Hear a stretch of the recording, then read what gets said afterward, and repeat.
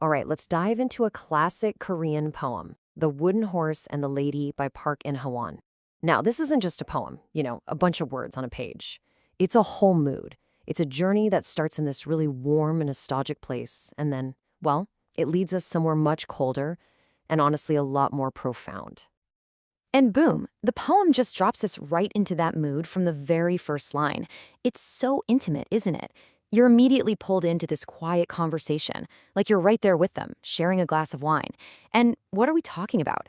This beautiful, almost mythical image, a lady and her wooden horse. So you gotta understand, the entire starting point here is memory. It's not about what's happening right now. It's all about what was. And this whole conversation is just soaked in these romantic ideas, art, literature, and this beautiful past that feels like it's just out of reach.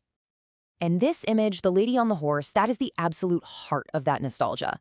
It's so dreamlike, right? Kind of elegant, but with a little bit of sadness mixed in. It's that perfect memory that they're clinging to, the one you can't quite touch. But then, almost right away, you start to see this little crack in that perfect picture. See, the wooden horse, this big symbol of romantic goodbye, it didn't just carry her away. Nope, it abandoned her. And just like that, the illusion starts to completely fall apart. Okay, so this is the big turning point. This is where the entire feel of the poem just shifts, big time. We're leaving that cozy, warm memory behind and stepping into something a lot colder, a lot harsher. Wow, I mean, what a powerful punch those lines deliver. The poem is literally just taking a hammer to everything they held dear. And you have to remember the backstory here. Park In-hwan was writing this in post-war Korea. So when he talks about this feeling of losing everything, art, love, life itself, that's not just some abstract idea. It was real. It was a reflection of a world that had been completely shattered. So here you can really see the two sides of the coin, right? The central conflict is laid out for us. On one side, you've got these beautiful, perfect memories. And on the other, the cold, hard reality that smacks you in the face. That romantic ride into the sunset? Nope. It's abandonment.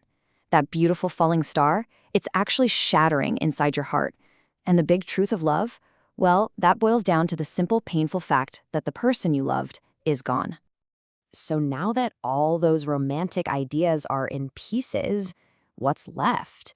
Where does the poem go from here? Well, it turns to a real person, Virginia Woolf, and her story becomes the anchor, the thing that grounds us in this new, much sadder reality. Now, this is super important. Virginia Woolf isn't just a name drop here, like some random literary reference. She's a symbol. She represents the poem's biggest idea, that you can't separate beautiful art from the very real, very human pain that so often goes into making it.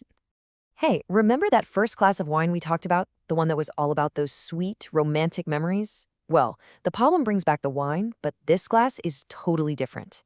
This time, it's about opening your eyes wide, facing the truth head on, and really listening to that sorrowful story. It's about seeing life and art for what they are, without all the pretty lies we tell ourselves. Okay, so after confronting all this sadness, you might think you know where this is going, but the poem's conclusion is actually pretty surprising. It's all about what's left when those big, grand, romantic stories are gone. And this is such a curveball. You'd expect the poem to say that without romance, life is just tragic and lonely, right? But it doesn't. It says life is just, well, ordinary, commonplace. It's like the cover of a magazine, kind of superficial, just an everyday thing. So there's no big dramatic tragedy.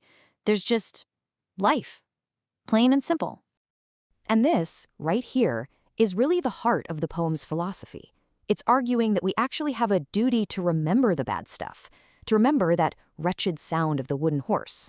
The point isn't to be miserable, but to hold on to that memory. Why? For the sake of a clear-eyed kind of pessimism, a pessimism the poem tells us we should actually cherish. So, what on earth is cherished pessimism? It sounds like a contradiction, right? But it's not about just being sad all the time. It's an active choice. It's a mature decision to remember the losses, to remember the disappointment, because that memory is more honest and maybe even more valuable than hiding in a pretty fantasy.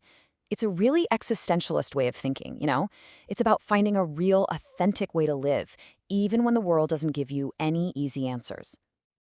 All right, this is it. We're at the very end of the poem. And this is where everything, the memories, the loss, the acceptance, it all gets tied together in one final, haunting question. Man, the final images here are just so bleak, but so powerful. That wooden horse, it's not even a memory anymore. It's just this thing you can't reach, way up in the sky. A bell, which should be this vibrant sound of life, is described as limping on a dead coin. It's broken. Even the wind itself feels like it's choked up, sobbing. It's this incredible buildup of complete desolation. You're left feeling like you're in a world where all the meaning has just been sucked right out. So after everything, after the broken dreams, after accepting that life is just normal, after deciding to cherish our sadness, the poem leaves us hanging with this. It asks a question. If life isn't some huge tragedy, if it's just this ordinary thing, then what are we so scared of? What is it that makes us want to run, to depart, to escape? And that's the question it leaves you with. It just hangs in the air long after you've finished reading.